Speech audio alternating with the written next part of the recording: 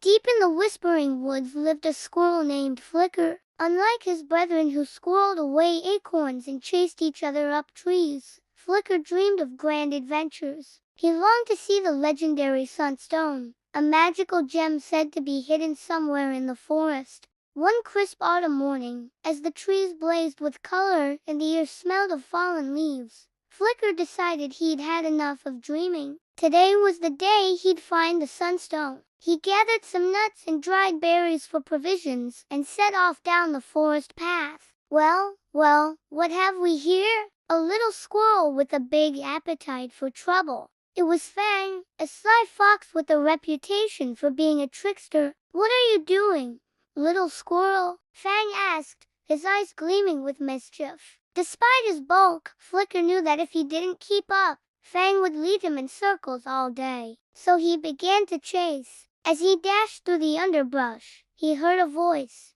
The clearing was so peaceful, the light from the Sunstone so enthralling, that they simply stood there mesmerized. Then Fang broke the silence. "Well, little squirrel," he said, a hint of admiration in his voice, "you've earned your prize."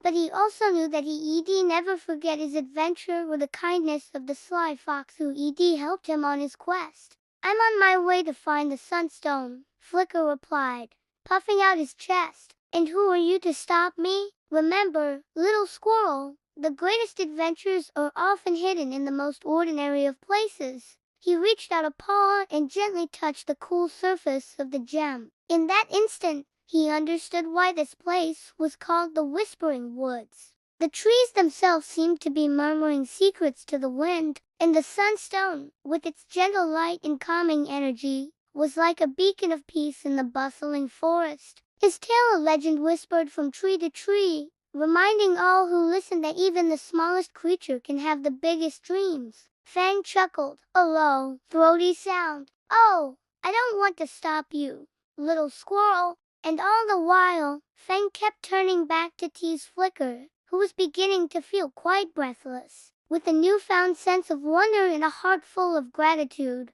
Flicker set off through the whispering trees, the Sunstone's warmth a constant reminder of his extraordinary day. "Almost got you," Fang would call out, his voice dripping with mock sympathy. "Just a little further, my furry friend, and the Sunstone will be ours. In fact, I'll help you find the stone. But first," he added with a wink, "we're going to play a little game." Before Flicker could protest, Fang was off, dashing through the trees with the agility of a squirrel. Had he been tricked? Was the Sunstone nothing but a myth? Just when his hope was about to dwindle completely, Fang suddenly skidded to a halt. Before Flicker, hidden among the roots of an ancient oak, was a clearing bathed in a warm, golden light, and in the center of the clearing sat a small stone pedestal. Upon it rested a jewel that glowed with a soft, inner light, the Sunstone.